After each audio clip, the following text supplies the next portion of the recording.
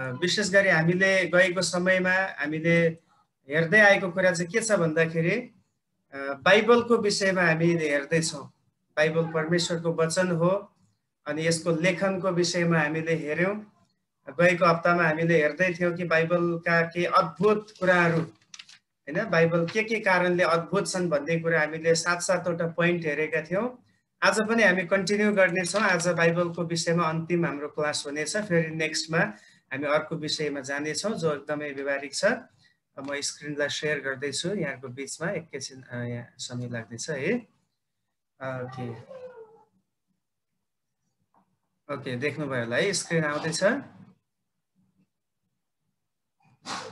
अब आज चाहिँ हामी हेर्ने कुरा के छ भन्दाखेरि हामीले अब प्रभुको वचन हामी प्रचार गर्ने गर्छौँ, हैन, सुसमाचार सुनाउने गर्छौँ।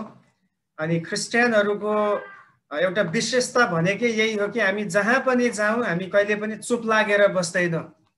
हामी हरेक समयमा मानिसहरूलाई भेट्दाखेरि, चाहे हामी क्रिस्चियनले क्रिस्चियनलाई भेटौँ या क्रिस्चियनले नन क्रिस्चियनलाई भेटौँ, हामी हरेक समय हामीले कुरा गर्ने हाम्रो विषय भनेकै परमेश्वरको वचन हो। अनि आज हामी हेर्नेछौँ हामीले वचन प्रचार गर्ने 7वटा कारणहरू छ। के कारणले हामी प्रभुको वचन प्रचार गर्छौँ त?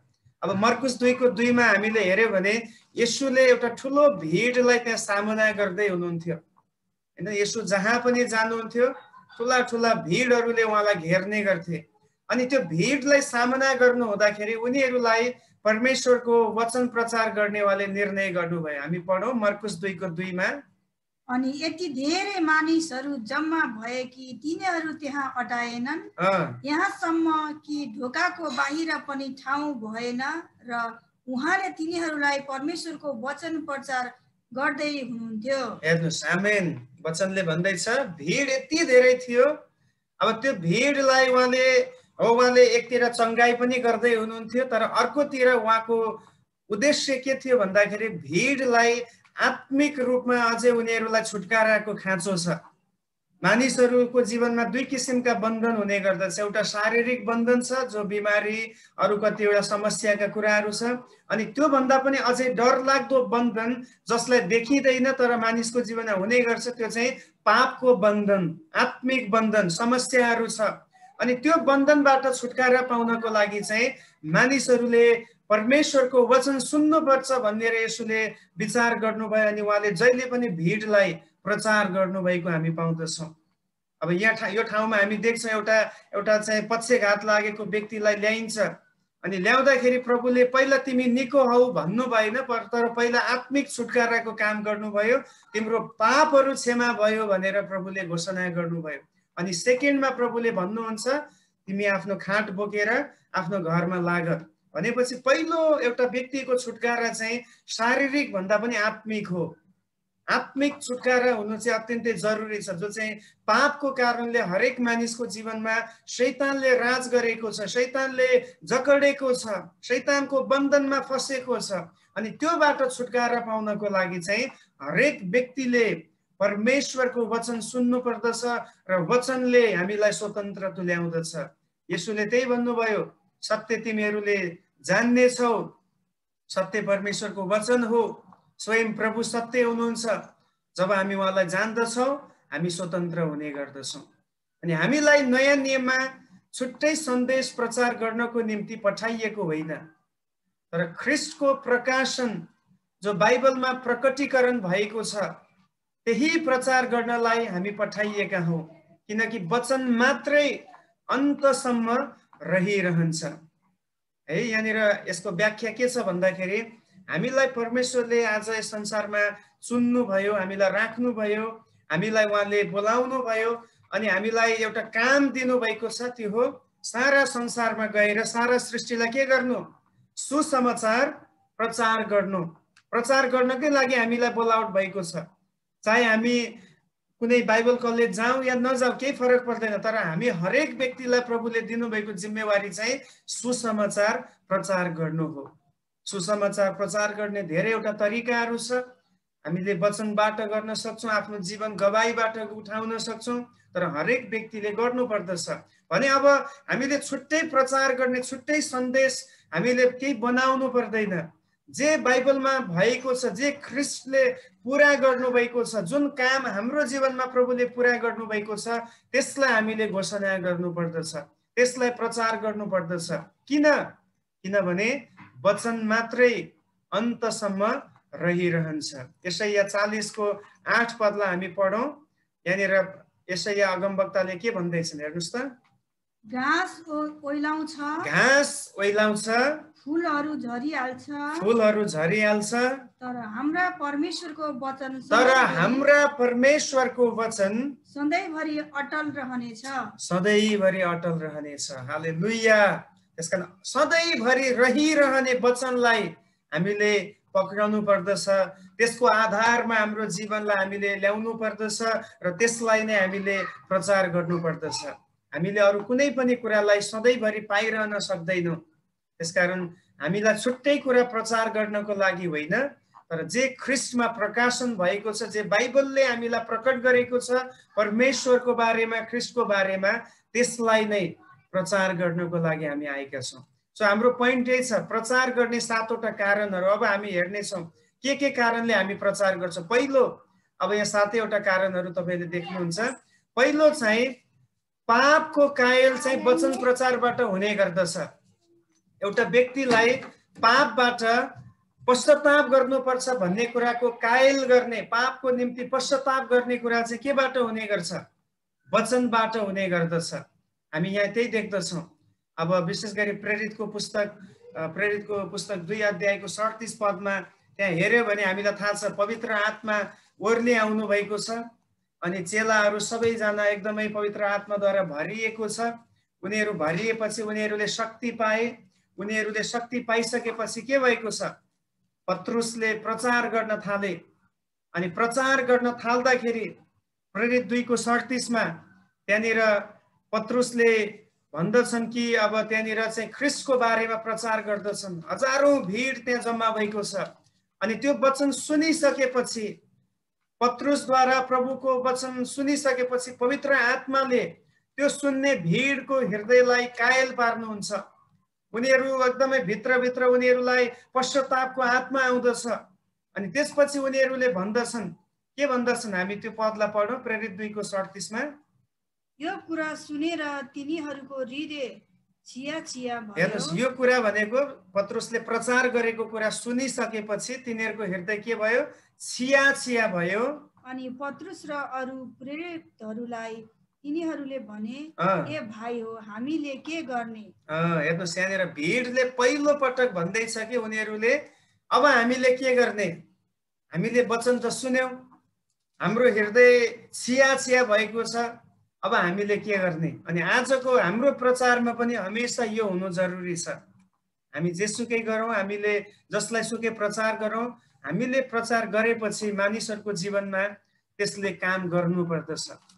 त्यसले उनीहरूलाई केही न केही, कुनै न कुनै क्षेत्रमा उनीहरूलाई पश्चाताप गर्नुपर्ने कुराको आभास गराउन सक्नुपर्दछ। त्यसकारणले गर्दाखेरि भिडको हृदय छिया भयो। के सुनेको कारण? वचन सुनेको कारण हैन। वचनले नै मानिसलाई पश्चातापतिर डोर्याउने गर्दछ। वचनले हामीलाई हाम्रो पापको बोध गराउने गर्दछ। किनभने गएको हप्ता हामीले हेर्यौं, वचनको काम मध्ये एउटा काम थियो, एउटा यो चाहिँ ऐना पनि हो, आत्मिक ऐना। अब ऐनाले त हाम्रो सच्चाइलाई देखाउँछ कि हामी कस्तो छौं। अनि परमेश्वरको अगाडि जब हामी आफूलाई निहाल्न थाल्छौं, हामीलाई पश्चातापतिर यसले प्रेरित गर्ने गर्दछ कि पश्चाताप गर्नु पर्दछ, तिमी परमेश्वरमा आउनु पर्दछ। त्यसकारण यो भिडले यसरी भन्दैछ कि अब हामीले के गर्नुपर्ने हो। प्रेरितकै पुस्तक 16 अध्यायको 14 पदमा हामीले पढ्यो भने त्यहाँ पनि लिडिया नामको स्त्रीको बारेमा हामी देख्छौँ। जब पावलले प्रचार गर्दै थिए, लिडियालाई परमेश्वरको वचनले छोएको कुरा हामी देख्छौँ। प्रेरित 16 को 14 पद हामी पढ्नेछौँ। अनि थियातीरा शहरकी निवासी बैजनी वस्त्रको व्यापार गर्ने लिडिया नाउकी एउटी ईश्वर भक्त स्त्रीले हाम्रा वचन सुनिन्। उनले के गरिन् रे? उनी चाहिँ ईश्वर भक्त स्त्री थिइन्। अनि उनले पावलको वचनलाई, सिलास र पावलले प्रचार गरेको वचनलाई उनले सुनिन्। अनि पावलले बोलेका कुरा ध्यानसँग सुनुन् भनेर प्रभुले तिनको हृदय खोलिदिनु भयो। हालेलुया। भनेपछि वचन सुनुन् भनेर, वचनलाई उनले बुझुन् भनेर परमेश्वरले नै पवित्र आत्माले उनको हृदयलाई खोलिदिनु भयो। भनेपछि एउटा व्यक्तिलाई वचन सुन्नको निम्ति तयार गर्ने काम पनि पवित्र आत्माले गर्नु हुँदो रहेछ। त्यसकारण हामी जब पनि प्रचार गर्दछौँ तयारीको साथसाथै त्यसमा प्रार्थना पनि जरुरी छ हैन। जति हामी तयार गर्छौँ त्यति समय प्रार्थनामा पनि समय बिताउनु पर्छ, ताकि त्यो वचन चाहिँ आत्माले पनि भरिपूर्ण भएको हुन सकोस्, त्यो वचन चाहिँ आत्माको प्रेरणाद्वारा तयार हुन सकेको होस्। अनि जब त्यो सुनिन्छ त्यो समयमा पनि प्रार्थना हुनुपर्दछ, प्रभु सुन्ने व्यक्तिहरूलाई तपाईले छुनुहोस्। त्यसकारण त हामी हरेक समय वचन सुरु गर्नुभन्दा पहिले हामी प्रार्थना गर्ने गर्छौँ, हाम्रो मनलाई हामी प्रभुको हातमा समर्पण गर्ने गर्छौँ। पवित्र आत्मालाई हाम्रो बीचमा तपाईँ कार्य गर्नुहोस्, आजको वचनद्वारा तपाईँ हामीसँग बोल्नुहोस् भनेर हामी उहाँलाई स्वागत गर्ने गर्छौँ। त्यसकारण जहिले पनि पापको निम्ति कायल पार्नको निम्ति वचनको प्रचार हुनुपर्दछ। अनि त्यो वचन प्रचारलाई पवित्र आत्माले उनीहरूको जीवनमा एउटा जीवन्त पार्ने काम गर्नु हुँदछ। अरू धेरै ठाउँहरूमा छ, सबै पदहरूलाई अहिले म ल्याउँदिनँ, यति मात्रै छ। पहिलो काम चाहिँ हामीले किन वचन प्रचार गर्नुपर्छ? पहिलो कारण हो ताकि यसले पापीहरूलाई पाप प्रति कायल पार्न सकोस्। याद गर्नुहोस्, हामीलाई पनि कसैले के प्रचार गरेको थियो, सुसमाचार सुनाएको थियो र त हामी प्रभुलाई विश्वास गर्यौँ, ग्रहण गर्यौँ। अनि त्यो चाहिँ हरेक जीवनमा त्यही कुरा लागू हुन्छ। आज पनि जो मानिसहरू पापमा जीवन बिताउँदैछन् उनीहरूको आवश्यकता भनेको चाहिँ ख्रीष्टको वचन सुन्नु हो। ख्रीष्टको वचन सुनेपछि मात्रै उनीहरूको जीवनमा पनि पाप प्रतिको त्यो कायलपनको कुरा उनीहरूमा आउने गर्दछ। पहिलो कारण मानिसहरूलाई पाप प्रति कायल बनाउनको निम्ति। दोस्रो कारण किन हामी प्रचार गर्छौँ? किनभने विश्वास वचन सुनाइबाट आउँछ। रोमी 10 को 17 पदमा हामीले जे पनि विश्वासमा हामी बढ्नु पर्ने छ, त्यसको लागि हामीले अत्यन्तै जरुरी छ परमेश्वरको वचन सुन्न। यसलाई पनि पढौँ हामी, रोमी 10 को 17। जे सुनिएको छ त्यसैबाट विश्वास आउँछ र जे सुनिएको छ त्यसैबाट विश्वास आउँछ र जे सुनिन्छ त्यो ख्रीष्टको प्रचारबाट आउँछ। र जे सुनिन्छ त्यो पनि ख्रीष्टको प्रचारबाट हुनुपर्छ है।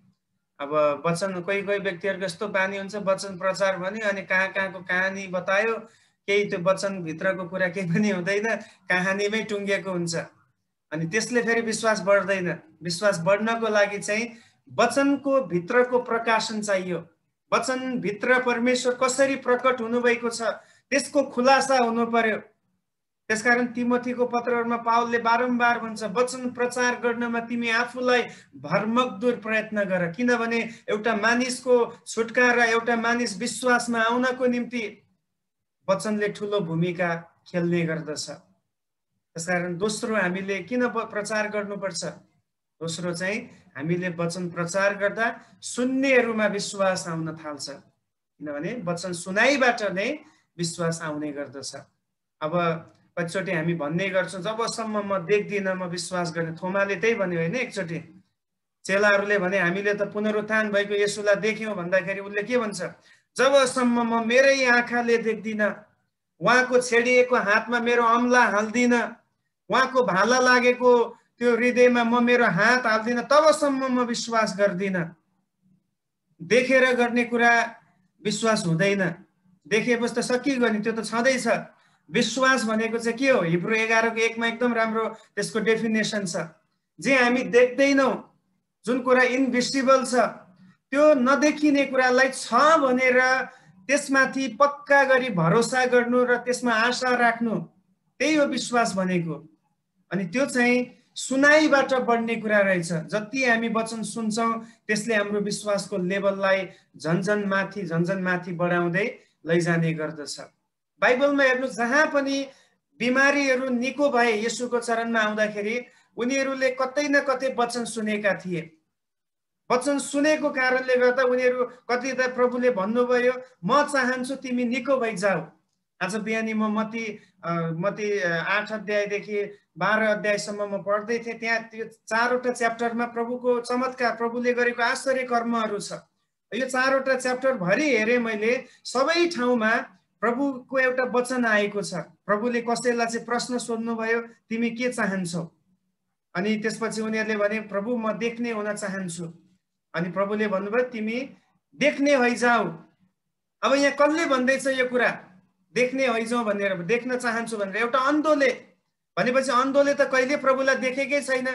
ऊ किन येशूको चरणमा आयो? कहाँबाट ऊ आयो? उसले कतै न कतै सुनेको थियो कि येशूले के गर्नुहुन्छ, निको पार्नुहुन्छ, येशूले चङ्गाई गर्नुहुन्छ भन्ने कुरा उसले सुनेको थियो। उसले त्यो सुनेको कारणले उसमा विश्वास बढ्यो, ओहो म त निको हुनलाई प्रभुको पासमा जानुपर्ने रहेछ। त्यसमा देख्ने कुराले मात्र विश्वास बढ्दैन, सुनेको कुराले पनि विश्वास बढ्ने गर्दछ। जसरी बिमारीहरूको जीवनमा त्यो भएको छ। अरू बिमारीहरू आए, कुष्ठरोगीहरू आए प्रभुको चरणमा, अनि प्रभुलाई भन्छन्, प्रभु हामी त समाजबाट तिरस्कृत भएका छौँ, हामीलाई तपाईँले शुद्ध पार्न सक्नुहुन्छ। प्रभुले भन्नुभयो, म इच्छा गर्दछु तिमीहरू शुद्ध होइजा। उनीहरूले वचन सुने, त्यही घडीमा प्रभुले हरेकलाई हात राखेर पनि प्रार्थना गर्नु भएको छैन। प्रभुले वचन बोल्नुभयो, त्यो वचन सुने, उनीहरू तुरुन्तै निको भएको हामी पाउँदछौँ। अनि आज पनि यो कुरा लागू हुन्छ। जति हामी विश्वासमा हामी परमेश्वरको वचनलाई सुन्छौँ, त्यसलाई ग्रहण गर्छौँ, वचन सुनाइद्वारा हाम्रो जीवनमा पनि यो विश्वास अझै बढ्दै जाने हामी देख्दछौँ। अब फेरि हामी जोइन गर्ने बेला आउन लाग्यो है। अब जम्मा 20 सेकेन्ड मात्रै बाँकी छ। सो दोस्रो कुरा यही हो, हामीले सुन्ने वचनबाट जहिले पनि विश्वास चाहिँ बढ्दै जाने हुँदछ। अनि जति सक्दो हामी वचन सुन्नुपर्छ। कतिजनाको आदत हुन्छ वचन चाहिँ सुन्नको लागि बाइबल खोलेको छ, अनि माइन्ड चाहिँ धेरै ठाउँमा दौडिरहेको छ। त्यसरी पनि हुँदैन। वचन सुन्नको लागि चाहिँ माइन्डलाई हामीले कन्सन्ट्रेट हुन्छ। अरू जोइन गर्दै गर्नुहुन्छ, हामी सुरु गर्दै गरौँ। अब हामीले हेर्दै थियौँ कि दोस्रो चाहिँ हाम्रो विश्वास बढ्नको निम्ति वचन हामीले सुन्नुपर्ने कुरा। अब तेस्रोमा हामी किन प्रचार गर्छौँ? ताकि वचन सुनाइबाट या वचन प्रचारबाट शुद्धिकरण हुने गर्दछ। यूहन्ना 15:3 पदलाई हामी पढौँ। यूहन्ना 15:3 मैले तिमीहरूलाई भनेको वचनले तिमीहरू अघि नै शुद्ध भइसकेका छौ। येशूले के भन्दै हुनुहुन्छ? जुन वचन मैले तिमीहरूको लागि बोलेको छु त्यसले तिमीहरू अघि नै शुद्ध भइसकेका छौ। अब त्यसो भए यी चेलाहरूलाई प्रभुको क्रुसको बलिदानको खाँचो थियो कि थिएन? त्यसो भए किन उनीहरू त प्रभुले भन्दै हुनुहुन्छ, मैले बोलेको वचनद्वारा तिमीहरू अगाडि नै शुद्ध भइसकेका छौ, पवित्र भइसकेका छौ। प्रभुको उपस्थितिमा हुने व्यक्ति पवित्र भइ नै हाल्छ। तर अब समस्या चाहिँ यो हो कि उनीहरू फेरि बारम्बार कतिपटक अब प्रभुलाई शङ्का पनि गर्थे, कतिचोटि प्रभुको आज्ञालाई उल्लङ्घन गर्थे। त्यसमा उनीहरूको लागि पनि एउटा प्रपर एउटा अफिसियल्ली उनीहरूको लागि पनि छुटकाराको काम हुनुपर्ने थियो। त्यो चाहिँ क्रुसमा पुरा भएको छ। तर जब हामी वचन सुन्छौँ, वचनले हामीलाई शुद्धिकरण गर्ने काम गर्छ। कतिचोटि हामीलाई लाग्न सक्छ, कति एउटै बाइबल पढ्ने, मैले त 5 पटक पढेँ, 6 पटक पढेँ, या 2 चोटि पढिसकेँ, कति एउटै कुरा दोहोऱ्याउने भने जति वचन पढ्यो त्यति हाम्रो मन शुद्ध हुँदै जान्छ। किन वचनभित्र भरिँदै जान्छ अनि गलत कुराहरू निक्लदै जाने गर्दछ। सो कहिले पनि वचन पढ्नको निम्ति हामी अल्छी गर्नुहुन्न। वचन सुन्नको लागि हामीले एकदम त्यसलाई हल्का सम्झिनुहुन्न, किन वचनले हामीलाई शुद्धिकरण गर्ने काम गर्दछ। यसो आफैले भन्नुभए, मैले बोलेको वचनबाट तिमीहरू शुद्ध हुँदछौ।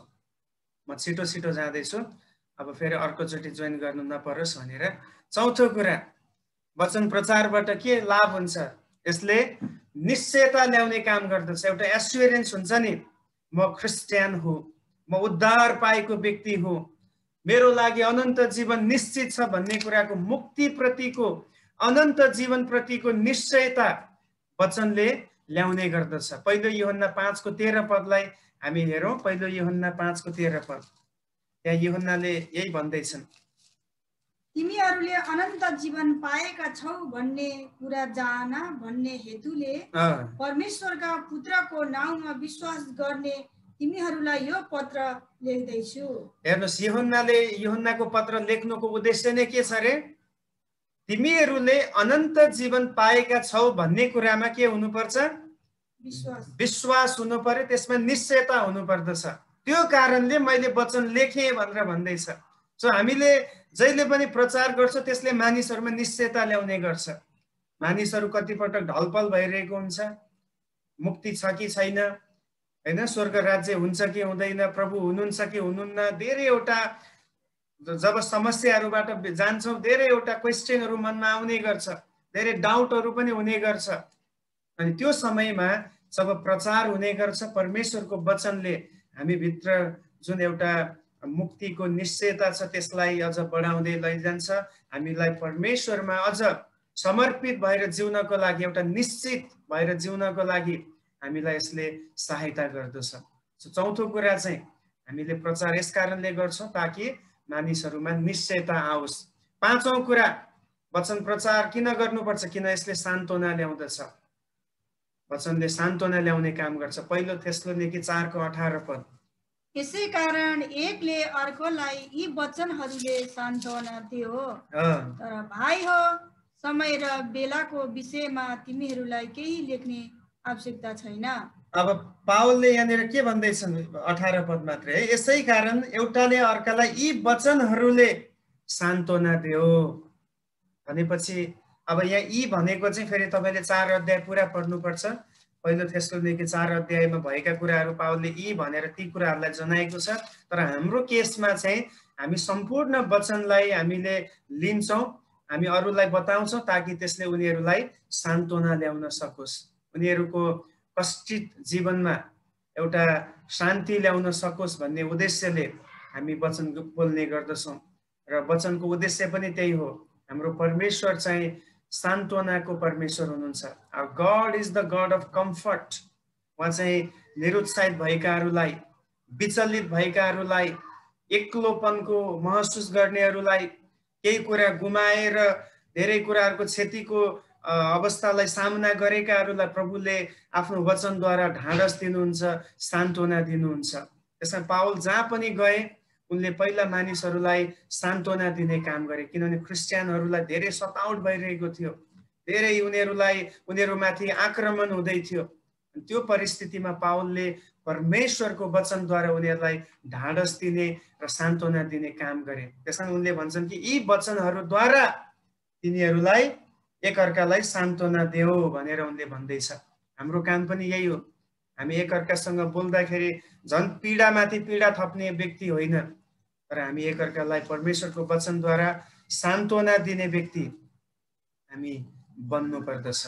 ओके, अनि त्यसपछि हामी अझै अगाडि हेर्दै जाँदाखेरि 6औं कुरा हामीले किन प्रचार गर्छौँ? ताकि वचनबाट सत्यता आउने गर्दछ। Truth comes from the word of God. सत्य चाहिँ वचनबाट आउने गर्दछ। प्रेरित 17:11 हेर्नुस् त।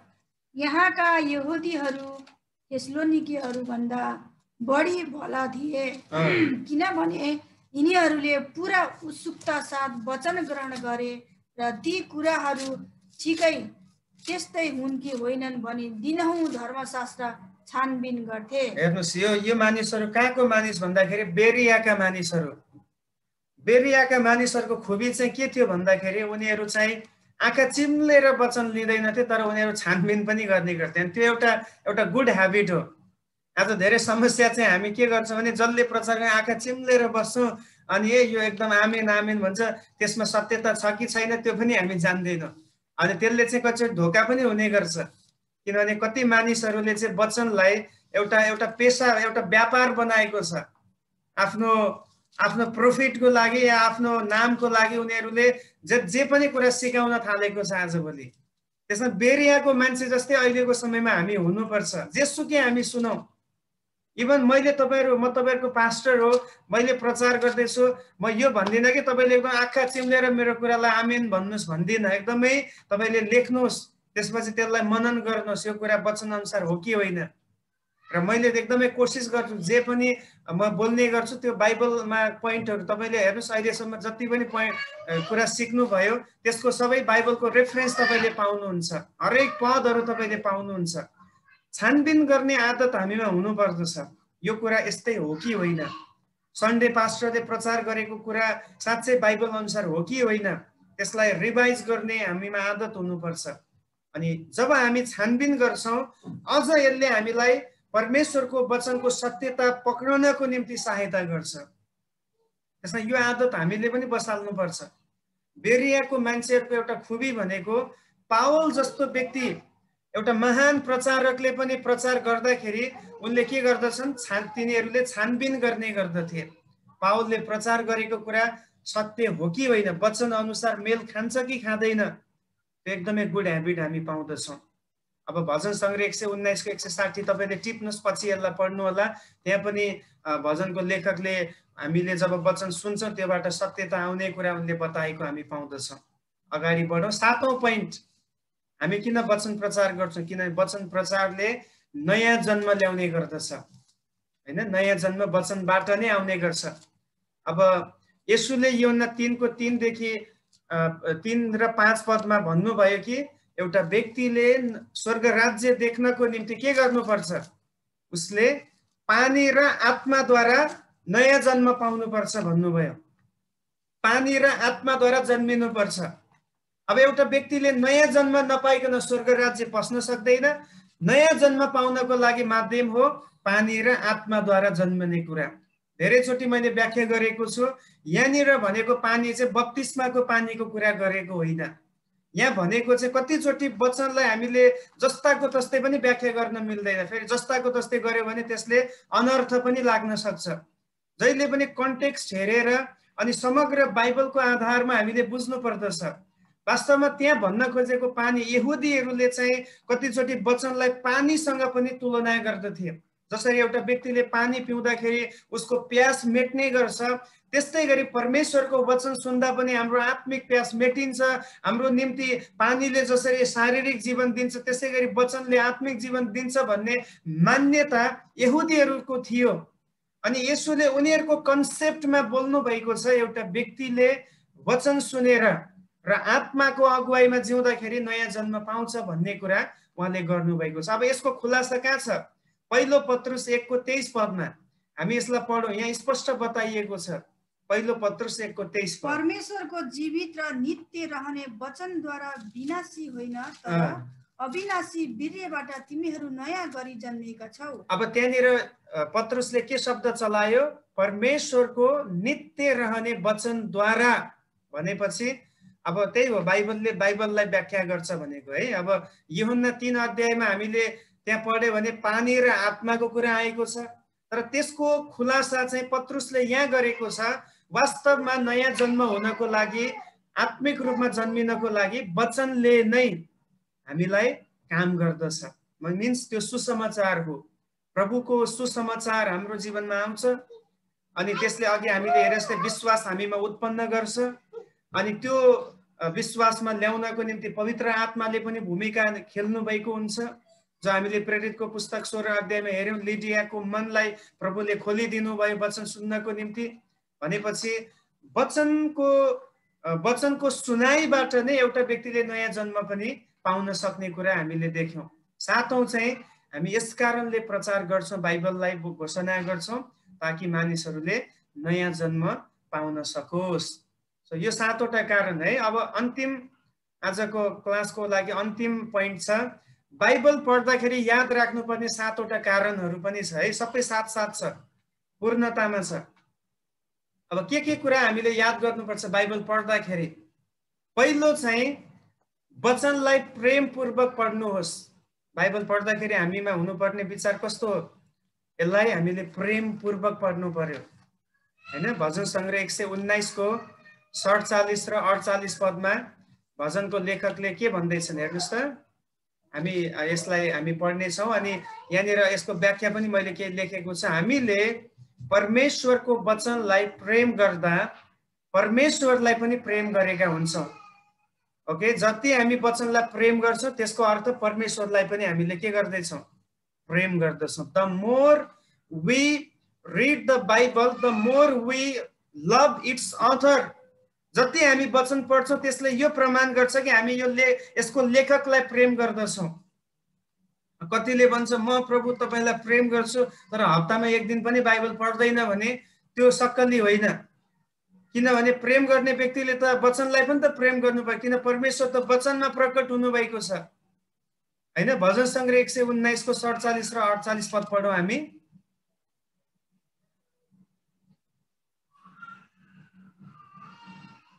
म तपाईका आज्ञाहरूमा आनन्द मग्न हुन्छु, किनकि म तिनलाई प्रेम गर्छु। म तिनलाई बच्चा तपाईको आज्ञाहरूलाई के गर्छु? प्रेम गर्छु। मैले प्रेम गरेको तपाईका आज्ञातिर मेरा हातहरू पसार्छु र तपाईका विधिहरूमाथि मनन गर्छु। आमेन। हेर्नुस्, पहिलो कुरा यही छ, वचनलाई हामीले पढ्दाखेरि यसलाई प्रेमपूर्वक पढ्नु पर्यो। यो मेरो लागि परमेश्वरको एउटा लेटर हो। अब लभ लेटर हैन, गड परमेश्वरले हामीलाई दिनुभएको लभ लेटर भनौँ न। अब लभ लेटर कति मतलब महत्त्व हुन्छ, अब लभ गर्ने व्यक्तिहरूलाई त्यसको महत्त्व थाहा हुन्छ। त्यसलाई कति उनीहरूले पढ्छन्, कति लुकाएर राख्छ हैन। जब जब एक्लै हुन्छ त्यही लभ लेटर हेरेर अनि पढ्न थाल्छ भने आज परमेश्वरको लभ लेटर हाम्रो हातमा छ, त्यो चाहिँ बाइबल हो। अब कति हामी यसलाई प्रेम गर्छौँ, कति हामी पढ्छौँ, यो तपाईँलाई र मलाई नै थाहा छ है। अनि किनभने वचन लेख्ने स्वयं परमेश्वर नै हुनुहुन्छ। यदि हामी परमेश्वरलाई प्रेम गर्छौँ भने वचनलाई पनि प्रेम गर्छौँ। यूहन्ना 14:15 यो अहिले पढ्नु हामी आवश्यक छैन, तर यहाँ येशूले यही भन्नुभयो कि यदि तिमीहरू मलाई प्रेम गर्छौ भने मेरो आज्ञाहरू पनि तिमीहरूले मान्दछौ भनेपछि अब प्रेम गर्छु मात्र भनेर हुँदो रहेछ है। वचन पढ्नु पनि पर्यो, आज्ञा मान्नु पनि पर्यो, तब मात्रै त्यो प्रेम प्रमाणित हुने रहेछ। दोस्रो, वचनलाई हामीले कसरी पढ्ने? आदरपूर्वक पढ्नु पर्यो। मतलब परमेश्वरको वचनलाई ख्याल ठट्टा मजाक र हल्कामा लिनुहुन्न हैन। कतिचोटि समस्या यही हुन्छ, वचनलाई हामी त्यति सिरियसली लिँदैनौँ। अब ख्याल ठट्टाको कुरा हुन्छ जब विश्वासमा हामी नयाँ नयाँ हुन्छौँ, त्यति हामी महत्त्व नै दिँदैनौँ। अस्ति एउटा चर्चमा म प्रचार गर्दै थिएँ, एकजना मान्छे प्रचार गरिरहेको छ, जुममा छ, ऊ चाहिँ सुतिरहेको छ खाटमा, विश्वासी नै हो। अब वचन प्रचार भइरहेको छ, मान्छेहरू सबै आशिषित हुँदैछ, त्यो व्यक्ति चाहिँ मजाले सुतेर बसिरहेको छ। अनि त्यस्तो त्यस्तो प्रकारको ख्याल ठट्टा हुनुहुन्न हामीमा। जब पनि हामी परमेश्वरको वचनको अगाडि आउँछौँ, एउटा त्यसप्रतिको गम्भीरता हुनु आवश्यकता छ। अब वचन प्रचार गर्दैछ अनि अर्को काम पनि गर्दै, वचन सुन्दै पनि छ, अर्को काम पनि गर्दैछ, त्यो हुनुहुन्न।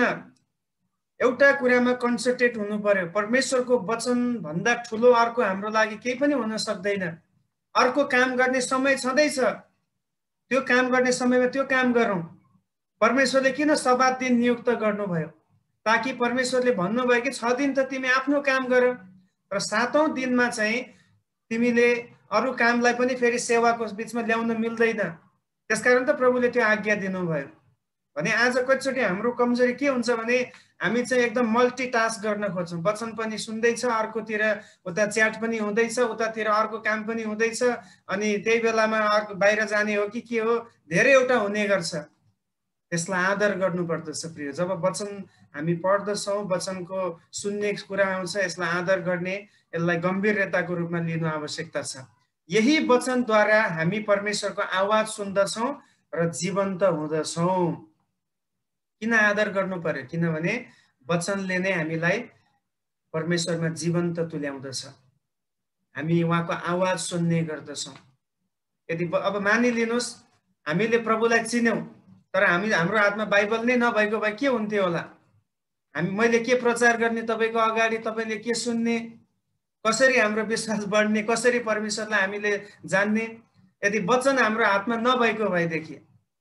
तर आज हामीले कति धन्यवाद दिनुपर्छ, परमेश्वरले हामीलाई यो सुन्दर वचन हाम्रो हातमा दिनुभएको छ। हामीले आफैले पढ्ने भाषामा। तपाईँलाई थाहा छ, पहिलो व्यक्ति जसले ल्याटिन भाषाबाट बाइबललाई इङ्ग्लिस भाषामा ट्रान्सलेट गरे, त्यो व्यक्तिले वचन बाइबल ट्रान्सलेट गरेको कारणले उसलाई फाँसी भएको छ। बाइबल ट्रान्सलेट गरेको कारण क्रिस्चियनहरूले, अब रोमन क्याथोलिकहरूले त्यो बेलामा अरू भाषामा बाइबल अनुवाद हुन दिँदैन थियो, केवल प्रिस्टले मात्रै, फादरले मात्रै पढ्नु पर्ने थियो। त्यसकारण ल्याटिन भाषामा मात्रै थियो। तर यो व्यक्तिले अङ्ग्रेजीमा ट्रान्सलेट गरिदियो। अब अङ्ग्रेजीमा ट्रान्सलेट गरेपछि त वर्ल्ड वाइड हुने भयो, सबैले पढ्न पाउने भयो। जो कुरा फादरहरूलाई मन परेन उनीहरूले पुलिस केस गरे। त्यसपछि त्यो व्यक्ति बाइबललाई ट्रान्सलेट गरेको कारणले शहीद बनेको छ। अरू धेरै व्यक्तिहरूले जसले बाइबलको निम्ति आफ्नो जीवन नै अर्पण गरेको छ। हाम्रो हातमा अहिले नेपाली भाषामा बाइबल छ, हिन्दी भाषामा बाइबल छ, अनि त्यसको लागि विलियम केरीले हिन्दी भाषामा अनुवाद गरे इन्डियामा आएर। अब इङ्ल्यान्डको मान्छेले कसरी हिन्दी भाषा सिकेर उनले अनुवाद गरे, त्यति सजिलो थिएन। उनले आफ्नो जीवन नै यस ठाउँमा समर्पण गरेका थिए।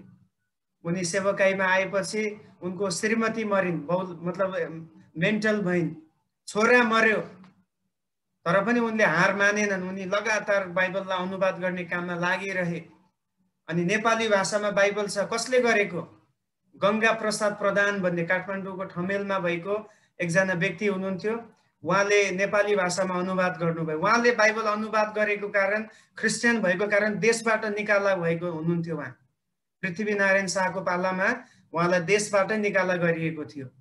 दार्जिलिङमा यता गोरखपुर एरियामा बसेर उनीहरूले कोसिस गरे, एकदमै हामी देशबाट निक्लिन तयार छौँ, तर हामी परमेश्वरको वचनलाई प्रेम गर्छौँ, हामी प्रभुमा बलियो हुन्छौँ भनेर बाइबललाई उनीहरूले अनुवाद गरे। त्यसकारण आज हाम्रो भाषामा यस्तो सजावटको साथमा बाइबल आएको छ।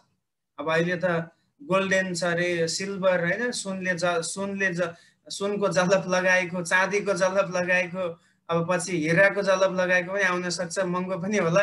तर कति राम्रो राम्रो बाइबल हामी पाउँदछौँ। तर अब त्यो बेलाको मानिसहरूले धेरै त्यसको निम्ति मेहनत गरेका थिए र त हामीले पायौँ। सो हामीले यसलाई ख्यालखट्टा सम्झिनु हुँदैन। बाइबललाई हामीले आदर गर्नुपर्छ, परमेश्वरको वचनलाई आदरपूर्वक पढ्नु पर्दछ, लिनु पर्दछ। दोस्रो चाहिँ यसरी हामीले गर्नु पर्यो है। तेस्रो कसरी वचन पढ्नु पर्यो? वचनलाई प्रार्थनापूर्वक पढ्नु पर्दछ, प्रार्थनापूर्वक। परमेश्वरको वचन आत्मिक भएको कारण पवित्र आत्माको सहायताद्वारा र परमेश्वरीय बुद्धिद्वारा मात्र बुझ्न सकिने भएको कारण प्रार्थनाको साथ पढ्नुपर्छ। यसमा सांसारिक बुद्धि छैन, किनभने संसारको बुद्धिले, संसारका लेखकहरूले आफ्नो बुद्धिमा लेखेको कुरा होइन। यो चाहिँ आत्मिक हो हैन। वचन चाहिँ आत्मिक भएको कारणले आत्माको सहायताद्वारा मात्रै हामी बुझ्न सक्छौँ। त्यसकारण त हामीले प्रार्थना गर्नु पर्यो। वचन पढ्नुभन्दा अगाडि पहिले प्रार्थनामा समय बिताउनुहोस्, 5-7 मिनट। प्रभु, मेरो पहिला त आफ्नो मनलाई तयार गर्नु पर्यो वचन पढ्नुभन्दा अगाडि, अनि पवित्र आत्माले त्यो काम गर्नुहुन्छ। परमेश्वरको बुद्धि हामीलाई चाहिन्छ। संसारले दिएको डिग्रीले वचन बुझ्न सक्दैन। त्यसकारण त संसारमा पिएचडी गरेकाहरूले पनि बाइबलको कुनै कुरा बुझ्दैन। उनीहरूको लागि त्यो मूर्खता ठहरिन्छ, किनभने त्यसमा चाहिँ परमेश्वरीय बुद्धिको खाँचो पर्दछ। यो पदलाई पढौँ, भजन सङ्ग्रह 119 को 66 पदलाई हामी पढ्नेछौँ। मलाई ज्ञान र बुद्धिका कुरा सिकाउनुहोस्। मलाई हेर्नु, त्यहाँनिर भजनको लेखकले के प्रार्थना गर्दैछन्? मलाई ज्ञान र बुद्धिका कुरा सिकाउनुहोस्, किनकि म तपाईका आज्ञामाथि विश्वास राख्दछु। किनकि म तपाईको आज्ञा भनेको वचनमाथि विश्वास राख्दछु। आज हाम्रो पनि प्रार्थना यही हुनुपर्छ। प्रभु, म तपाईको वचनमाथि विश्वास गर्ने व्यक्ति हो। मलाई तपाईको ज्ञान र बुद्धिले मलाई भर्नुहोस्। पवित्र आत्माको सहायता, पवित्र आत्माको प्रकाशन मेरो जीवनमा दिनुहोस् भनेर प्रार्थनापूर्वक हामीले पढ्नु पर्दछ है। चौथो कुरा, वचनलाई हामीले कसरी पढ्नु पर्दछ? मनन सहित पढ्नु पर्दछ, मनन गरेर। अब परमेश्वरको वचन सरर पढेर मात्र हुँदैन, तर वचनको मनन गरिनुपर्छ। भनेको के हो? मनन भनेको पढिएको खण्डलाई अझ भित्री तवरले गहिराईबाट सिक्नु वा विचार गर्नु भन्ने हुन्छ। अब हाम्रो बानी चाहिँ के हुन्छ भन्दाखेरि सरर पढ्यो, त्यसपछि सकियो, ल मैले आजको मेरो ड्युटी पुरा गरेँ भन्यो, अनि त्यसपछि छोडिदियो। भोलि अर्को सरर पढ्यो, गयो गर्छु। अब सरर पढ्नु पनि केही गल्ती त होइन, तर त्यतिले मात्र अलिकति हामी गहिराईमा जान सक्दैन। अब जस्तै अहिले हामी सिक्दैछौँ, यो एउटा मनन पनि हो। यानि एक्चुअली अध्ययनभित्र, बाइबल स्टडीभित्र चाहिँ मनन पनि पर्दछ। अहिले हामी मनन पनि गर्दैछौँ। हामीले एउटा पोइन्ट किन बनाएको? पोइन्ट बनाउँदाखेरि अझ हामीलाई छुट्याउन सजिलो होस् भनेर पोइन्ट बनाएको छ। अनि त्यसपछि हामीले त्यसलाई केही व्याख्या पनि मैले गर्दैछु, मिन्स हामी त्यसलाई मेडिटेट गर्दैछौँ। जस्तै हामी बिहान कुनै एउटा खण्ड हामीले उठेर पढ्यौं, पढिसकेपछि मनन भनेको चाहिँ के हो भन्दाखेरि त्यो पढिसकेपछि त्यसको बारेमा अझै सोच विचार गर्नु, परमेश्वरले किन त्यो कुरा भन्नुभएको हो, परमेश्वरको उद्देश्य के हो भनेर बुझ्न खोज्नु। जब तपाईँ मननको प्रक्रियामा जानुहुन्छ त्यो नै बाइबल अध्ययन हो। अनि त्यो मनन गरेको कुराले तपाईँ मजाले अरूलाई पनि एकदम स्पष्टसँग प्रचार गर्न सक्नुहुन्छ। धेरै पटक हामी यसकारण हामीले अरूलाई आशिष पुर्याउन सक्दैनौँ किनभने हामीमा मनन गर्ने आदत छैन। वचन त पढ्छौँ हामी, वचन सुन्छौँ पनि, सुनिसकेपछि फेरि त्यो मतलबै हुँदैन।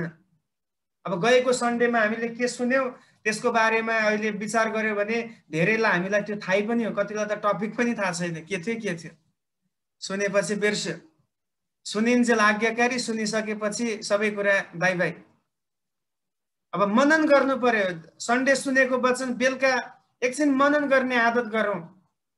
अहिले हामीले सिक्यौँ यो कुरालाई तपाईँ लेख्नुहोस्, त्यसपछि एकछिन विचार गर्नुहोस्। अनि जति मनन गर्नुहुन्छ त्यो मनभित्र पनि, मनन भनेको के हो, मनले गर्ने कुरा, त्यो मनभित्र बस्छ होइन। कतिको यो हुन्छ नि, अब म जति वचन पढे पनि सम्झिनै सक्दिनँ भन्नुहुन्छ, त्यसको उपचार नै यही हो कि तपाईँले पढ्ने मात्र गर्नुभयो, मनन गर्न सुरु गर्नुहोस्, अटोमेटिक रहन थाल्छ। यो वचनलाई हामी पढौँ, भजन सङ्ग्रह 119 को 97 वचन।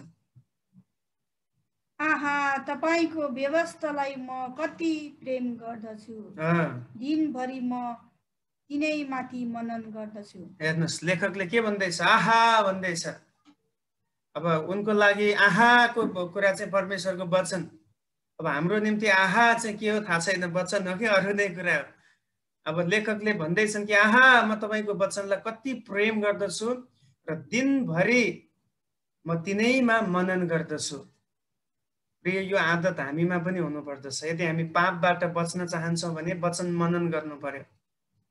दाउदले भनेको कुरा याद छ होइन, दाउदले रे भजनको लेखक 119मै 9-11 पदमा पढ्यो भने उनले के भन्दछन्, तपाईँको विरोधमा पाप नगरौँ भनेर मैले तपाईँको वचनलाई मेरो मनमा सुरक्षित राखेको छु।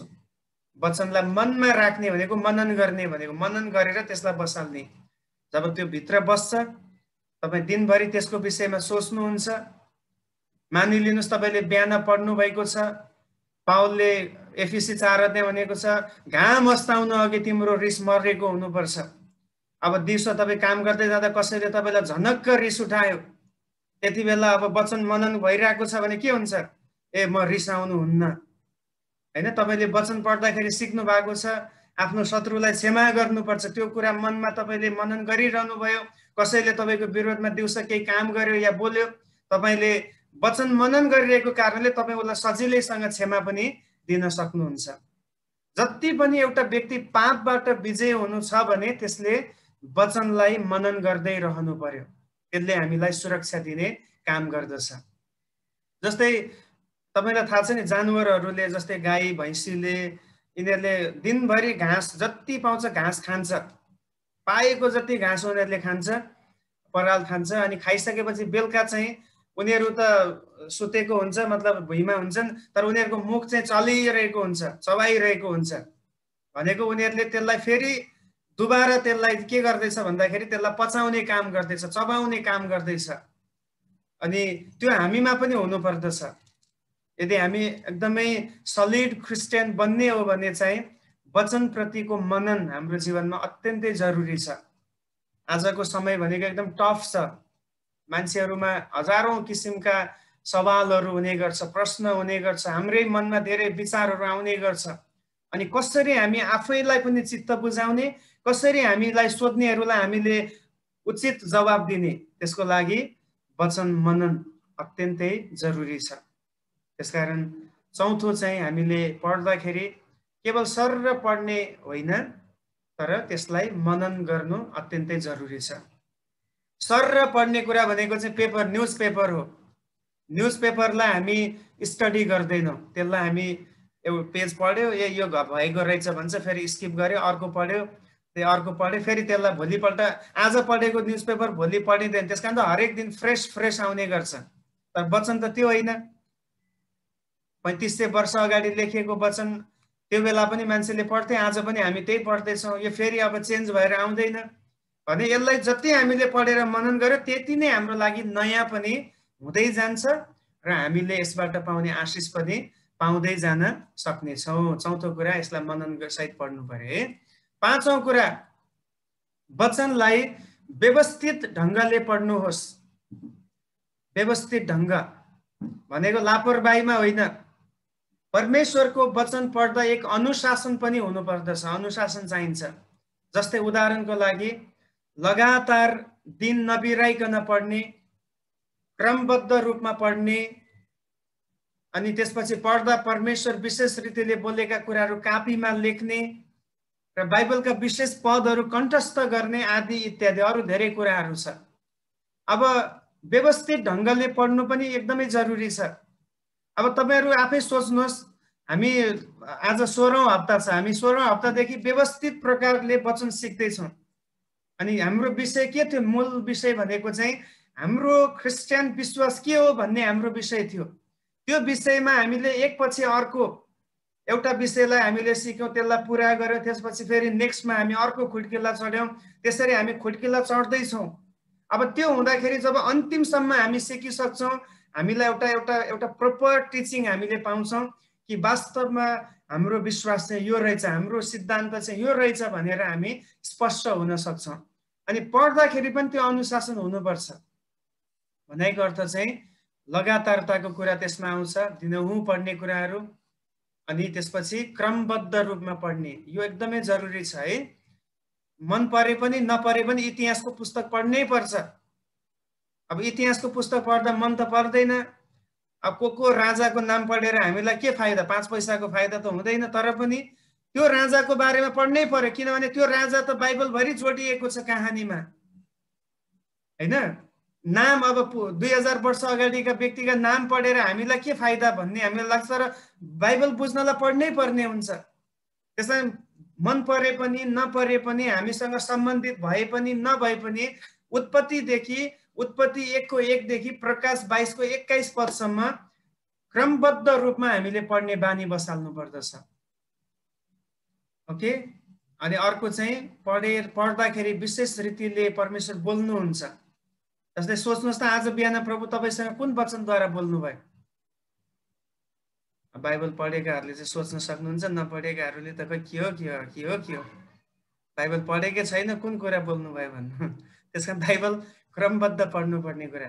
अनि पढ्दाखेरि बोलेको कुरा लेख्ने बानी गर्नुहोस्, त्यो अत्यन्तै असल बानी हो, हैन? लेखेको कुराहरू हत्तपत्त बिर्सिँदैन, बिर्सिहाले पनि फेरि हेर्न पाइन्छ, फलानो डेटमा मैले यो वचन पढेको थिएँ। मतलब डिभोसन गर्दाखेरि एउटा डायरी तपाईसँग राख्ने गर्नुहोस् के, डायरी राख्ने गर्नुहोस् पर्सनल। अनि त्यसमा चाहिँ के गर्ने गर्नुहोस् भन्दाखेरि, तपाईँ सिरियल्ली बाइबल पढ्दाखेरि त्यो खण्ड पढ्दाखेरि त्यहाँबाट कुन कुरा प्रभु तपाईसँग बोल्नुभयो, तपाईले पश्चाताप गर्नुपर्ने विषय के थियो त्यसमा, त्यो चाहिँ तपाईको पर्सनल डायरी हो। त्यो तपाईले पास्टरलाई देखाउनु पर्दैन, न त आफ्नो हस्बेन्डलाई या वाइफलाई देखाउनु पर्छ, तपाईले आफूसँग राख्नुस्। त्यो चाहिँ परमेश्वर र तपाईसँगको वार्तालापको कुराहरू लेख्ने गर्नुहोस्। त्यसले यति ठुलो तपाईमा विकास ल्याउँछ, यति ठुलो तपाईमा चेन्जेस ल्याउँछ, तपाई आफैले त्यो अनुभव गर्नुहुनेछ। अनि अर्को चाहिँ विशेष पदहरू पनि कण्ठ गर्ने बानी गर्नुपर्छ। व्यवस्थित अध्ययनमा यो पनि आउँछ, पदहरू कण्ठ गर्ने कुरा। अब यूहन्ना 3 को 16 पनि क्रिस्चियनलाई आएन भने त बेइज्जतको कुरा हो, हैन? परमेश्वरले सारा संसारलाई यस्तो प्रेम गर्नुभयो ताकि उहाँले आफ्नो एकलौटे पुत्र दिनुभयो, जसले उहाँमाथि विश्वास गर्छन् कोही पनि नाश हुने छैन तर अनन्त जीवन पाउनेछन्। यो चाहिँ हरेक क्रिस्चियनले राति 12 बजे मस्त निन्द्रामा उठाएर सोध्यो भने पनि भन्न सक्नु पर्यो कि यूहन्ना 3 को 16 मा यो लेखिएको छ। त्यस्तो कतिवटा पद छ जो कण्ठ हुनै पर्छ, बाइ हार्ट हुनै पर्छ, हैन? त्यो चाहिँ एकदमै राम्रो आदत हो। त्यसकारण पाँचौं कुरा चाहिँ हामीले मन लागे पढ्ने, मन नलागे नपढ्ने, मन लागे एक ठाउँबाट पढ्ने, कहिले अर्को ठाउँबाट पढ्ने भन्दा पनि एउटा अनुशासन, एउटा शेपमा हामी रहेर पढ्नु पर्दछ। अनि त्यसले धेरै ठुलो आशिष पुग्ने गर्दछ। छैटौं कुरा चाहिँ वचनलाई विश्वासपूर्वक पढ्नुहोस्। वचन पढ्दाखेरि हामीमा विश्वास पनि हुनु पर्यो। वचन पढ्दा मानिसको कृति होइन तर परमेश्वरको आफ्नै मुखको बोली हो भनी सम्झेर विश्वास सहित पढ्नु पर्दछ, जसले गर्दा हामी वचनप्रति आज्ञाकारी हुन सक्छौं। अब यो व्याख्या बुझ्नुभयो होला तपाईले। यो वचन त यस्तै त हो नि, मान्छेले त लेखेको हो नि भन्ने सोचमा पढ्यो भने चाहिँ हामी आज्ञा पालन गर्न सक्दैनौँ। तर हामीले वचन पढ्दाखेरि यो हामीमा सोच हुनुपर्दछ, त्यसलाई हामीले यसरी लेखेर राख्नुपर्छ, सोचलाई बनाउनु पर्छ कि मैले जुनसुकै खण्डबाट पढे पनि यो परमेश्वरको वचन हो, यो परमेश्वरको आवाज हो, उहाँको मुखको बोली हो।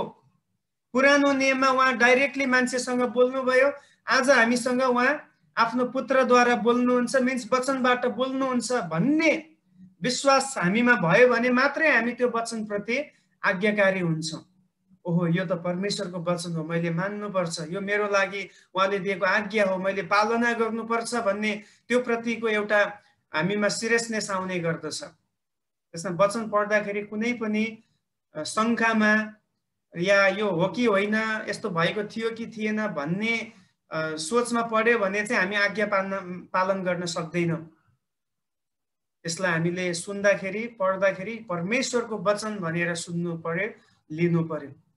अनि एक ठाउँमा येशूले यसरी पनि भन्नुभयो, मत्ती सायद 23 अध्यायतिर चेलाहरूलाई भन्नुहुन्छ, तिमीहरूलाई सिकाउने तिमीहरूका अगुवाहरू जो शास्त्री फरिसीहरू थिए, उनीहरूको जीवन सायद राम्रो छैन होला, तर उनीहरूले जे सिकाउँछन् त्यो चाहिँ तिमीहरूले मान्नै पर्छ, किनभने उनीहरूलाई तिमीहरूले हेर्दाखेरि उनीहरूको जीवन त राम्रो छैन, त्यसको न्याय म गर्छु, तर उनीहरूले सिकाएको कुरा चाहिँ बाइबलबाट सिकाएको हो।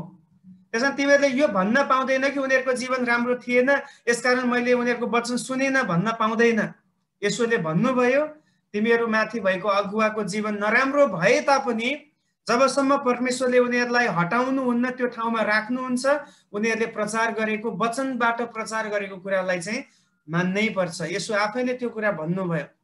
त्यसमा कतिचोटि हामीलाई समस्या हुन्छ, मलाई पनि त्यो प्रब्लम हुन्छ, कति अगुवाहरू मलाई मन पर्दैन साँच्चै भन्दाखेरि, तर अब उनीहरू मन परेन भनेर उनीहरूको कुरै नसुन्ने कुरा त आउँदैन। उनीहरूले वचनबाट बोल्यो भने चाहिँ मन नपर्ने भन्दा पनि मन नपर्नेले बोले पनि मैले त्यसलाई आमेन भन्नै पर्छ, किनभने त्यो त परमेश्वरको वचन हो। बाँकी उसको जीवन कस्तो छ परमेश्वरले उसलाई न्याय गर्नुहुन्छ, मैले न्याय गर्न मिल्दैन। त्यसमा विश्वास हामीमा हुनुपर्दछ। वचन पढ्दाखेरि यो परमेश्वरको वचन हो। यो पदलाई हामी पढौँ, 119 को 66 पद, भजन सङ्ग्रह 119 को 66। मलाई ज्ञान र बुद्धिका कुरा सिकाउनुहोस्, किनकि म तपाईका आज्ञामाथि विश्वास राख्छु। हेर्नुहोस्, यहाँनिर उनले भनेको छ, म तपाईँको आज्ञामाथि, आज्ञा भनेको वचन है, म तपाईँको वचनमाथि के राख्छु? विश्वास राख्छु। आज हामीमा पनि त्यो हुनुपर्दछ। हामीमा वचन पढ्दाखेरि कतिको यो निश्चयता छ, म पढ्दैछु, यो परमेश्वरको आवाज हो, परमेश्वर मसँग बोल्दै हुनुहुन्छ भन्ने त्यो विश्वास हामीमा हुनु खाँचो छ। 6औं कुरा यही हो। त्यसपछि 7औं कुरा अन्तिम है, अन्तिम पोइन्ट छ। अब 3 मिनेटमा बन्द हुँदैछ, त्यसकारण अब एकचोटि त जोइन हुनै पर्छ होला, अन्तिम प्रार्थना पनि गर्नु। कसैको माइक म्युट अनम्युट छ है, तपाईले हेर्नुस्।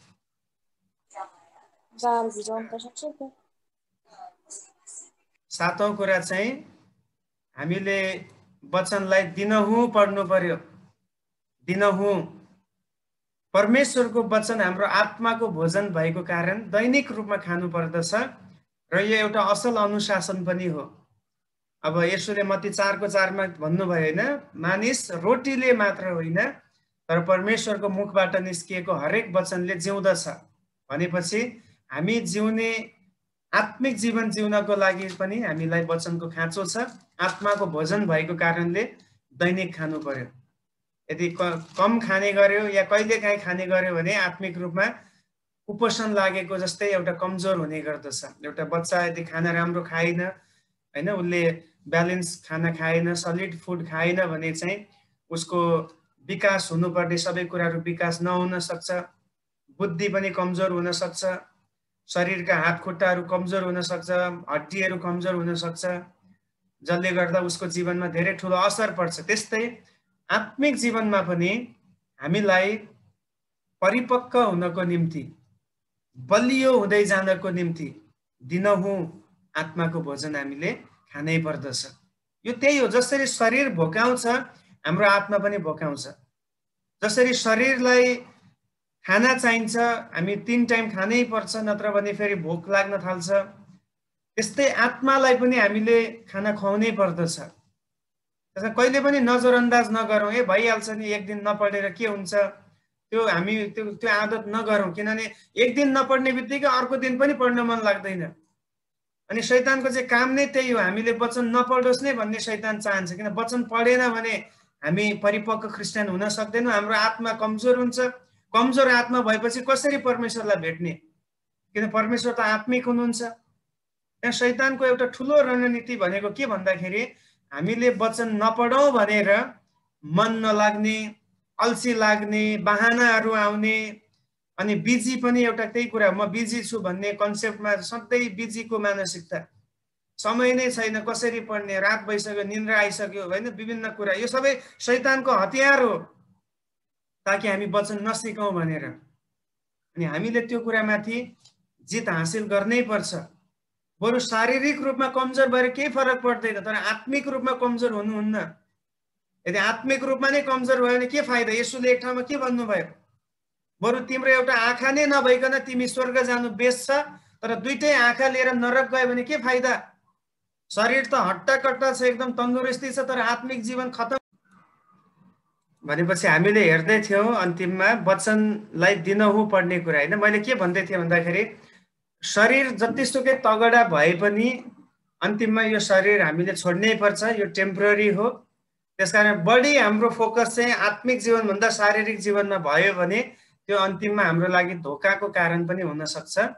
किनभने येशूले भन्नुभएको कुरा फेरि त्यसलाई दोहोऱ्याउँदैछु, एउटा आँखा नभइकन बरु स्वर्ग जानु बेस हो दुईटै आँखा लिएर नरक जानुभन्दा। एउटा बरु हात नै नभइकन डुँडो भएर स्वर्ग जानु उत्तम हो दुईटै हात खुट्टाको साथमा नरक जानुभन्दा। भनेको अर्थ बिजी छु भन्ने बहानालाई पनि हामीले जित्नुपर्छ। म आज थाकेको छु, अल्छी लागेको छ, म बुझ्दिनँ, मैले अहिले पछि सेवा छ, आज किन पढ्नु? कतिचोटि यो पनि हुन्छ, आज सन्डे हो, चर्चमा त्यसै सुनिहालिन्छ, किन मैले छुट्टै पढ्नु? यो सबै कुराहरूलाई निकाल्नुपर्छ हामीले। अनि हामीले एउटा आदत बसाल्नुपर्छ कि दिनहुँ जेसुकै होस् वचन पढ्नै पर्दछ। अब कहिले कहिले भनेको कहिले हामी यात्रामा होला, कहिले के अर्को इमर्जेन्सी होला, त्यो छुट्टै कुरा, त्यो एक्सेप्सनल केस हो। तर जब हामी घरमा हुन्छौँ, राम्रो परिस्थिति छ, सबै कुरा मिल्दछ, होइन, आफ्नै ठाउँमा छौँ भने हामीले यसलाई नजरअन्दाज गर्नुहुन्न। किनभने यसले चाहिँ दिनहुँ वचन खानाले मात्रै हाम्रो आत्मिक जीवन स्वस्थ हुन्छ। अब बिमारी भएको आत्मिक जीवनमा धेरै समस्या हुन्छ, ब्याकस्लाइड हुने समस्या हुन सक्छ, होइन, अनि गनगनको जीवन हुन सक्छ, रिसाहा हुन सक्छ, घमण्डी हुन सक्छ, लोभ लालच गर्ने हुन सक्छ। किनभने आत्मिक जीवन कमजोर भयो। आत्मिक जीवन कमजोर हुने बित्तिकै समस्या आउन थाल्छ। अब शरीरमा पनि त्यही कुरा हुन्छ। शरीरमा कुनै पनि बिमारी किन आउँछ भन्दाखेरि हामी आफै भित्र हाम्रो इम्युनिटी कमजोर भएपछि, इम्युन सिस्टम कमजोर भएपछि नै बिमारीले हमला गर्ने हो। कोरोना पनि त त्यही त हो। कोरोना आउँछ, पहिला आइसकेपछि भित्र पहिला हाम्रो इम्युन सिस्टमले त्यसलाई ब्लक गर्छ। ब्लक गरिसकेपछि अब ब्लक गर्ने क्षमता छ भने नै त्यसले ब्लक गर्ने हो। अनि आएको केही दिनपछि त्यो आफै नष्ट पनि भएर जान्छ कोरोना। तर अब हाम्रो आफ्नै भित्रको इम्युनिटी नै कमजोर छ भने के हुन्छ? कोरोना आउँछ अनि त्यसले उल्टो हाम्रो इम्युन सिस्टमलाई कब्जा गर्छ, अनि अन्तिममा त्यसले आक्रमण गरेर हामीलाई कमजोर पार्ने गर्दछ। आत्मिक जीवन पनि त्यही हो। आज एउटा व्यक्तिले आफ्नो जीवनमा परिवर्तन ल्याउन सकेको छैन, आफ्नो पुरानो आदतहरूमाथि विजय हुन सकेको छैन, एउटा व्यक्तिले रिसलाई छोड्न सकेको छैन, एउटा व्यक्ति अझै पनि उसले चाहिँ आज्ञाहरू पालन गर्न सकेको छैन, उसलाई एकदमै सङ्घर्ष गर्नु, यो सबैको कारण हो उसको आत्मिक जीवन बलियो छैन। अनि त्यसको पनि हामी कुन चिज पत्ता लगायो भने चाहिँ त्यही हो कि उसले वचनलाई खाएको छैन, वचनलाई उसले लिएको छैन। यदि एउटा व्यक्तिले दिनहुँ वचन पढ्दछ, यहाँ माथि भनेको जस्तै त्यसलाई विश्वासपूर्ण पर्दछ, अनि त्यसलाई एकदमै व्यवस्थित ढङ्गले पढ्ने गर्दछ, मनन गर्दछ, प्रार्थनापूर्वक त्यसलाई लिने गर्दछ अनि आदरपूर्वक गर्दछ, प्रेमपूर्वक गर्दछ भने त्यो व्यक्ति जरुर हरेक कुरामा विजय हुन सक्छ आत्मिक क्षेत्रमा आउने च्यालेन्जेसहरुमा। त्यसकारण यो कुरालाई हामीले याद गर्नु खाँचो छ कि हामी कतिको आत्मिक जीवनमा बढ्न चाहन्छौँ त्यसको कुरा चाहिँ वचनमा नै हामीले कति समय दिन्छौँ त्यसमा नै यो निर्धारित छ, किन यो आत्माको भोजन हो। अनि यो पद एउटा पद पढेर अनि हामी अन्तिम गरौँ। लुका 4 को 16 मा येशूको बारेमा एउटा असल उदाहरण त्यहाँ दिएको छ। लुका 4 को 16 पद।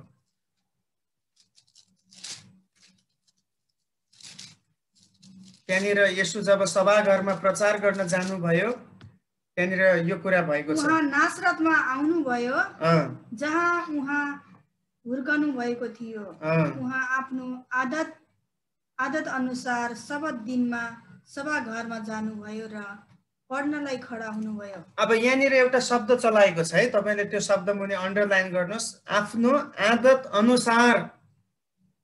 अनुसार भनेपछि अब येशू त परमेश्वरको पुत्र हुनुहुन्थ्यो हैन, परमेश्वरको एक पुत्र हुनुहुन्थ्यो। उहाँले किन आदत बनाउनु पर्यो? उहाँ आफै त वचन हो, उहाँ आफैले सबै कुरा रच्नु भएको, उहाँले पवित्र आत्माको भरिपुरीमा जिउँदै हुनुहुन्छ। उहाँलाई के कारण थियो र आदत बनाउनु पर्ने आत्मिक जीवनमा बढोत्तरीको लागि? हेर्नुस्, उहाँ एट द सेम टाइम उहाँ मानिस पनि हुनुहुन्थ्यो, 100% मानिस पनि हुनुहुन्थ्यो। अनि मानिस भएको कारणले गर्दाखेरि उहाँले के गर्नुभयो भन्दाखेरि मानवीय जीवनलाई व्यवस्थित गर्नको निम्ति उहाँले आदत बनाउनु भयो। के आदत? नित्य प्रार्थना गर्ने आदत, नित्य वचन धर्मशास्त्र। त्यहाँनिर के भनेको छ? धर्मशास्त्र पढ्नको निम्ति आदत अनुसार धर्मशास्त्र पढ्नको निम्ति खडा हुनुभयो। भनेपछि येशूलाई वचन पढ्नु यति आवश्यकता थियो भने तपाईलाई र मलाई झन् कति बढी आवश्यकता छ। अनि भनिन्छ कुनै पनि कुरा, कुनै पनि काम 21 दिनसम्म हामीले लगातार गर्यौं भने त्यो हाम्रो आदत बन्छ। 21 दिनसम्म तपाई नबिराई वचन पढ्नुस्, त्यो तपाईको आदतै बन्नेछ। 22औं दिनदेखि तपाईले सम्झनै पर्दैन, अटोमेटिक वचन पढ्न तपाई बस्नुहुन्छ त्यही टाइममा। अनि त्यही कुरा फेरि पापमा पनि लागू हुन्छ। 21 दिनसम्म तपाई कुनै गलत काममा लाग्नुस्, गलत संगतमा बस्नुस्, तपाई पनि त्यही व्यक्ति जस्तो बन्नुहुन्छ। त्यसकारण हामीले चाहिँ निर्णय गर्नुपर्छ, हाम्रो आत्मिक जीवनलाई बढाउनको निम्ति मैले कसरी मेरो आदतलाई सुधार्ने, कसरी म अनुशासित हुने, त्यो कुरा हामीले ध्यान दिनुपर्छ। त्यसैले मैले भन्ने गर्छु जहिले पनि एउटा समय तोक्नुस्। त्यो समय चाहिँ वचन पढ्ने समय, प्रार्थना गर्ने समय, प्रभुको उपस्थितिमा आफूलाई हेर्ने निहाल्ने समय। तब त्यो तपाईले तोक्नुहुन्छ, तपाई 21 दिन गर्दै जानुस्, तपाई अटोमेटिक त्यो बढ्दै त्यसमा जान थाल्नुहुन्छ अनि पापमाथि हामी विजय पाउन थाल्दछौँ। त्यसैले आजको खण्डमा हामीले सिकेको कुराहरु यही हो हैन, मोटामोटी कुरा हामीले सिकेको यही थियो। दुईटा पोइन्ट हामीले हेर्यौं। एउटा चाहिँ हामीले किन प्रचार गर्नुपर्छ, 7 वटा कारणहरु हामीले हेर्यौं हैन। पापबाट कायल बनाउनको निम्ति प्रचार हुने गर्छ। विश्वास वचन सुनाइबाट आउने कारणले प्रचार हुनुपर्छ। शुद्धिकरण ल्याउने काम छ वचनले, त्यसकारण हामी शुद्धिकरणको लागि प्रचार गर्नुपर्छ। निश्चयता ल्याउँदछ वचन प्रचारबाट। सान्त्वना ल्याउने काम गर्छ। आजको समय मानिसलाई कति सान्त्वनाको खाँचो छ। तब जोसँग पनि तपाई कुरा गर्नुहुन्छ उनीहरूलाई वचनबाट सान्त्वना दिनुस्।